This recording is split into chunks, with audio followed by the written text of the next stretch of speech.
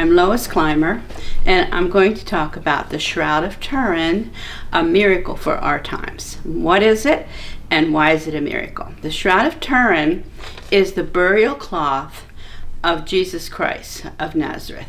It was wrapped around him. He was crucified. He was taken off of the cross.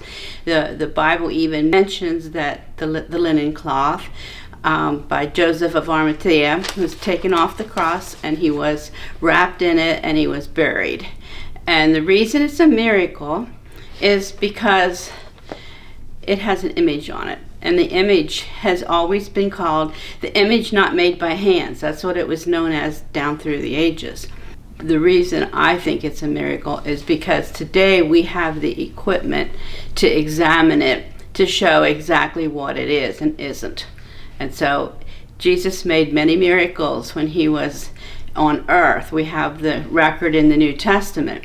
And it seems reasonable that he would leave one for us. And I feel like this miracle is left for us, for those of us who may have a few doubts, like doubting Thomas. I felt that this was very faith affirming when I came across it about 15 years ago.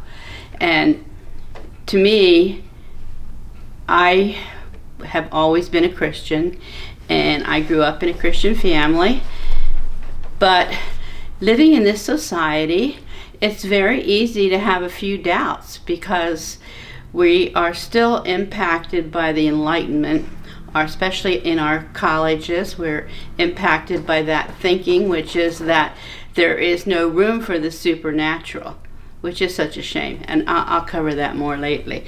But let's take a look at it.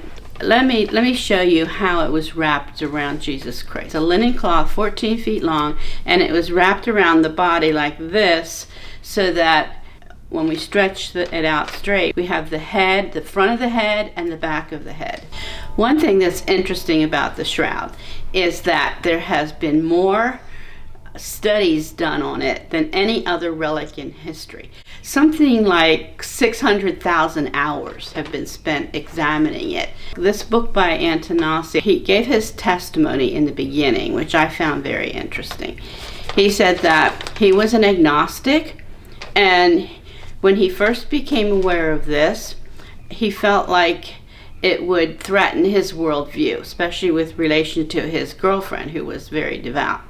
And so he was disturbed by this. It was right around the time that the 1978 group of scientists were publishing their results, and they were very positive about it. And he said that he was disturbed about it upsetting his worldview. So he was pacing back and forth in his office, back and forth, back and forth. It seemed like a long time. And then all of a sudden, in mid-step, the thought occurred to him that if this were true, if this article was really authentic, then this was good news, not bad news. So why is it good news? If we study about Jesus Christ, we know that through Jesus, his death and resurrection, we can have eternal life. So that's why it is good news. Okay, let's take a closer look at it. The main thing is the image, and you can see right here is the back of the head and the front of the head. We have probably lots and lots of burial cloths from all kinds of people that have died maybe 2,000, 3,000 years ago, but none of them have an image on. So why is there an image on this one? And we believe that it is because when he resurrected, there was some kind of radiation which is so powerful, and it left the image on the shroud. Another interesting fact about this image not made by hands is that on the Orthodox calendar, there is a date that commemorates the taking of the image not made by hands from Edessa to Constantinople for safekeeping, because Constantinople was the capital, the Byzantine capital at that time. And so here we have a record that's been on the calendar since 966, telling us about this image not made by hands. Okay, there's a lot of blood on this shroud, and the blood has been tested to be AB, type AB, It has a lot of bilirubin in it, which shows that he had a lot of trauma to him. And there's also traces of myrrh and aloes in the blood. And we read in John that Nicodemus had bought 75 pounds of myrrh and aloes to put with the body when he buried it.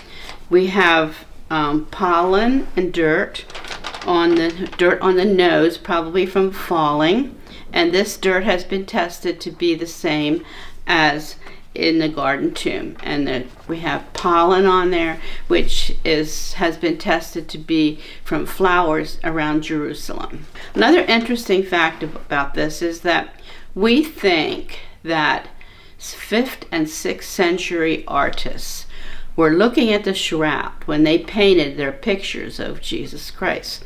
So here's a picture of Jesus Christ that most people would consider a picture of Jesus Christ. Scientists have looked at these pictures. This is one of them from the 5th or 6th centuries, and they have found 150 congruences between the picture and the shroud. That is way more. I think you only need about 45 or something like that to prove that a picture is the same as a person in a court of law. I want to talk a little bit more about the Enlightenment. And for most of history, people have believed in the supernatural. They've believed in gods. They've believed that there's more to life than just the material. But in the 17th and 18th centuries, what's sometimes called the Age of Enlightenment or the Age of Reason, they chose to focus on naturalism and what you could reason. So they said, well, we can only know what we can reason. We can't know anything about the supernatural, which seems like such a shame, I think, because we have a magnificent and beautiful world, and it really can't be explained by naturalism.